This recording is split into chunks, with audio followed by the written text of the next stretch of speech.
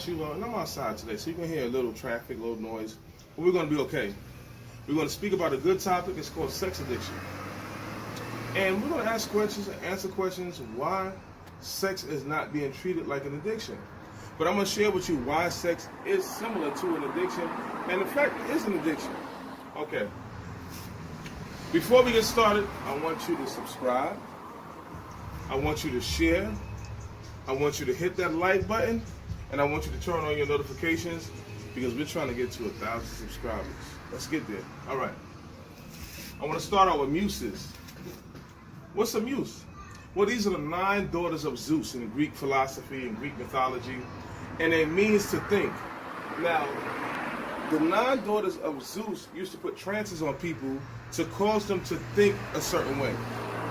So where do you see this word muse in the English language? You see it in amusement. You see it in music. Now, what does that mean? That these aspects of art and science, which these daughters are over, are to make you think a certain way. And American culture is very saturated with its politics, so the music is going to control your mind in order to think a certain way, where you think it's free will, or you think you're making it on your own interpretations and understanding, but you're actually being led to think this way. So muses are trance. Music. Why music is filled with sex, drugs, violence. Because in order for a society to be stabilized, it has to create an instability and a dependency on the government.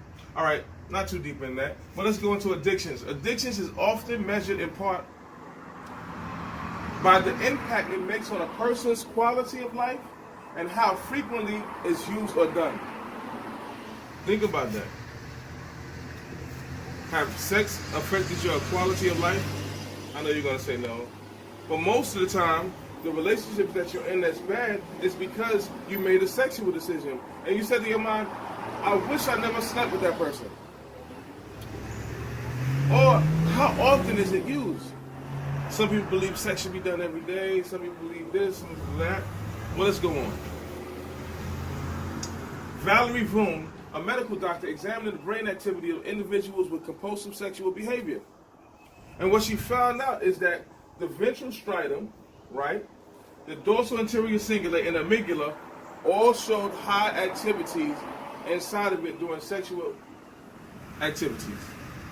Now, these deal with processing of motivation, reward, cravings, and the anticipation of a reward. Now, these are the same areas that's light up in the brain with drug addiction. But let's go and break it down a little deeper. The ventral striatum. It deals with initial motivation, initiative motivations, meaning what sparks that. So that part of your brain is dealing with, it's going to spark the motivation to do it. So your dorsal anterior cingulate deals with selective attention. Where do you place your attention at in life? This is addiction. You initially have a motivation to do it because your attention is selected towards it, and you have executive decisions, which your dorsal anterior cingulate deals with. It deals with executive decisions, meaning that you actually put it into habit or you put it into action. And your amygdala determines the risk and reward of an action. Pause real quick.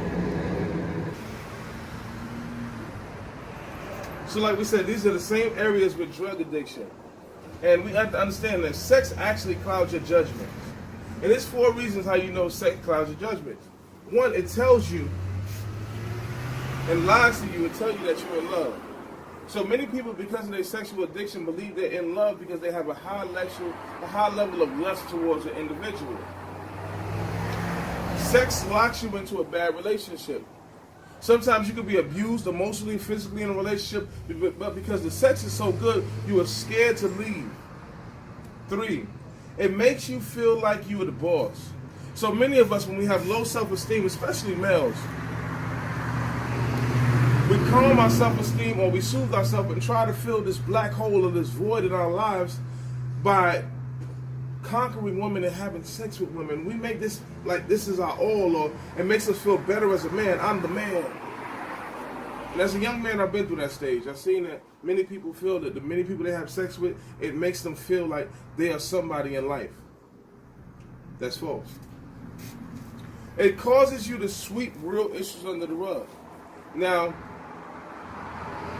most of us handle a problem in life, or we try to solve things with sex. And let me explain to you. And you know the saying and the slogans that we have in life, but we make up with sex. Now, that's not a good thing.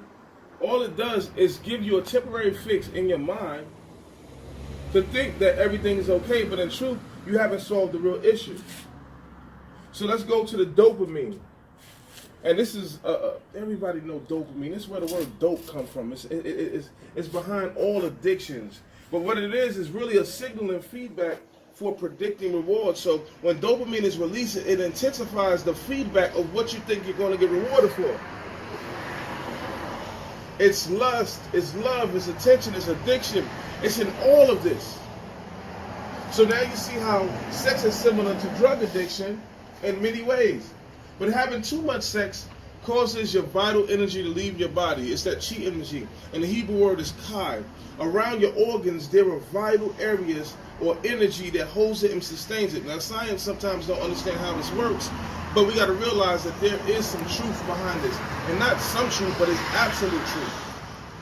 Thinking too much about sex energy, it burns out the mind. Masturbation energy leaves through sexual organs, and man loses a lot of chi or energy during ejaculation.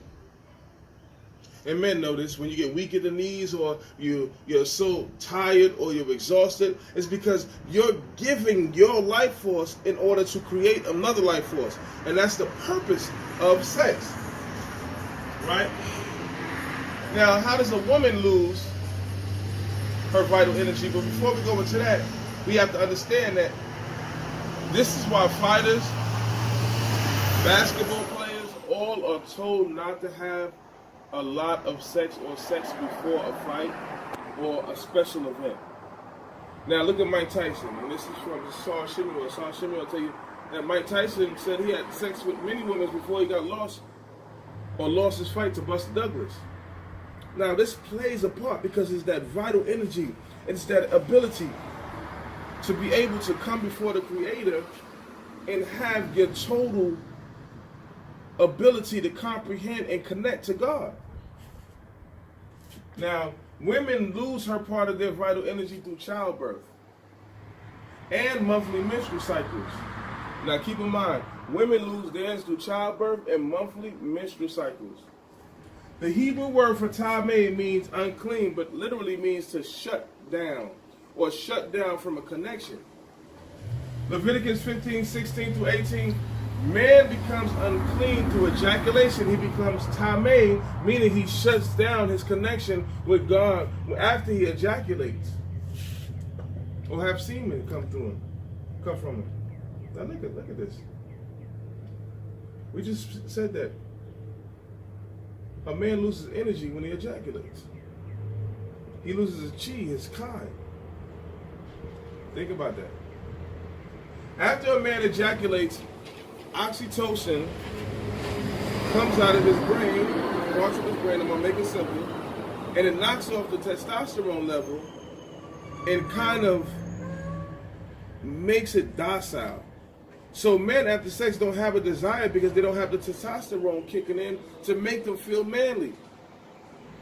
So then what you realize is a man doesn't desire to feel touch or want to be around a woman because of the oxytocin that knocks it off. But with a woman, when she has oxytocin after sex, she wants to cling to a man. So there goes two different things or two different feelings and emotions that we have to understand. Leviticus 12, a woman uncleanliness through childbirth. Leviticus 12 talks about how a woman becomes unclean during childbirth. She becomes tameh, shut down.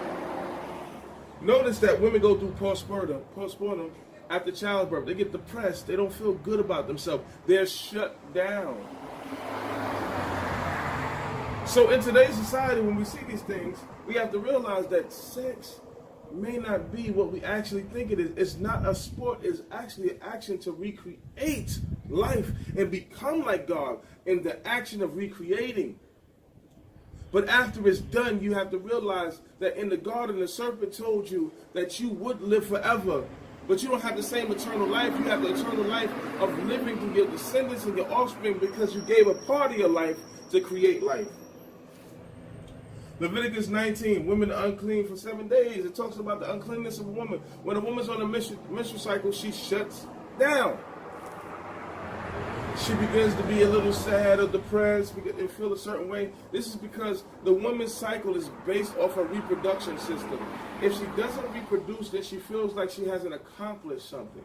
And this is where the menstrual cycle comes in. But when after the menstrual is over, then she has a development of reproducing, forming a sense of support inside of her uterus, meaning at that time she needs support. All right. These are the feelings that you don't need science to prove. You understand that? So when we talk about sexual addiction, we have to realize that in our lives, a lot of us are having too much sex. We think that sex is driving our lives and is making us who we are, or we make decisions because we want money, so we have sex with an individual. We want to move up into the world. We want to move up in the totem pole. Look at all your bad relationships. They were based off of your desire and your addiction towards sex. And so today, if you understand anything, most spiritual systems stray away from sex. Not completely, but too much of it can destroy your connection with God. And think about your life. I want you to reflect on your life and see if sex had any destruction in your life. Thank you.